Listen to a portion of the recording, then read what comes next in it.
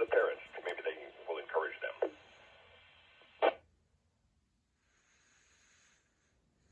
And the experimentation that goes along with the stuff. I mean, a lot of the stuff that I've learned as I go, especially about antennas.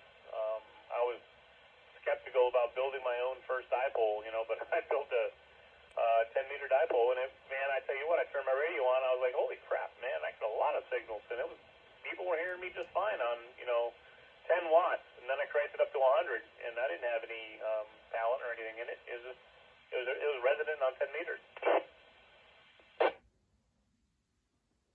A lot of satisfaction in doing that. You built that thing with your hands. You had to do the math for it, and the engineering, if you will, design of it, and construction of it. And then you have the satisfaction of making it something work that you built, and that you talked great distances. That's part of the fun about building antennas. I love antennas. So I had a lot of fun repurposing a 2-meter beam. I had like 2 scrap 2-meter beams, a bunch of pin elements and everything. And I took all the straight elements and stuff, and I made a 222 beam for the contest that I'm in. We do sideband on 222 for the VHF and above contest. And basically I went on the computer and I went to a design program and measured all the diameters, all the components, put that information in, said I want about a 12, 13 element, dB gain. Out comes all the specs, the spacing and all that. So I re-drilled new holes, made new spacing of the elements, and I trimmed them down to the sizes, and boy, that thing, I talked over 100 miles on 5 watts. Pretty cool, man. That's 100 miles on 5 watts. And you're into satellites now too, right? I just picked up 2 13-element 2-meter beams, the last thing that I needed for moonbound, so I'll be doing that here pretty soon. That'll be cool. So you bounce the signal off the moon. What do you call it? EME or Earth, Moon, Earth? It's affectionately known as moon bounce, but EME is the Earth, Moon, Earth. And I went to the International EME conference in August with Paul, and that was pretty interesting. And they had an EME 101 course for the first half of the first day of all the newbies, and laid out all the basic stuff. And then the other thing is, because I went to that, and I'm a new guy, I'm on an email list for EME 101 guys. 101 like a college course, the first beginner courses. And these guys will help you with anything. They'll give you all the advice, technical support, tell you, don't do this, try that, whatever. They've been down the road, and they're trying to encourage more getting into it. So I got a whole bunch of people that I could ask questions for. So that's pretty cool. Plus the pack rats have got a bunch of EV guys in them too.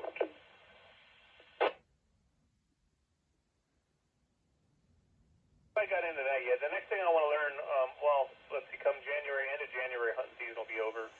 I won't be concentrating on that anymore until next season. But then I want to finish out my extra, and then after that, I want to learn CW. It's me. I got to practice my CW today. I'm pretty much almost there, ready to get on the air. Back on the air. I passed the 20-word code test back in 1977, and then when I got in the Air Force, I pretty much shelved amateur radio, and so I'm trying to get back into CW. I really like CW. It's kind of cool. So using an app to practice with, and I've got all the letters done. I'm working on the numbers. I already know the numbers, but just kind of work on speed recognition. So my goal is to make my first contact in about 40 years. During straight key night on New Year's Eve, so I better get some practice sessions in every day between now and then. The one thing you didn't know maybe about that G90, it'll actually when you put it on CW and you put it on a frequency that's picking up CW, it'll actually decode. Sorry, I had to sneeze. It'll actually decode for you right there on the screen. Yeah. Cool, but I kind of don't want that feature right now. I want the brain to decode it. I don't know if that'd be helpful or a hindrance while you're learning it, to hear it and then see it. And I don't know if that would help or not help. If you miss a letter, you can see it at least. I guess if you look down and you're writing them, and if you miss a letter, you look up. But by that time, the next letter's coming, no. So that's the problem. problem with CW, so you got to just have really fast recognition. But that's pretty cool, though, because you could just watch it scroll across the screen. It's not the best. I mean, it doesn't put the, it does what it hears.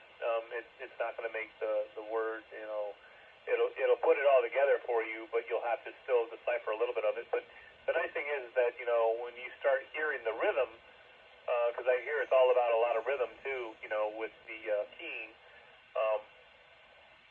hearing the rhythm and then listening to it and seeing it come out.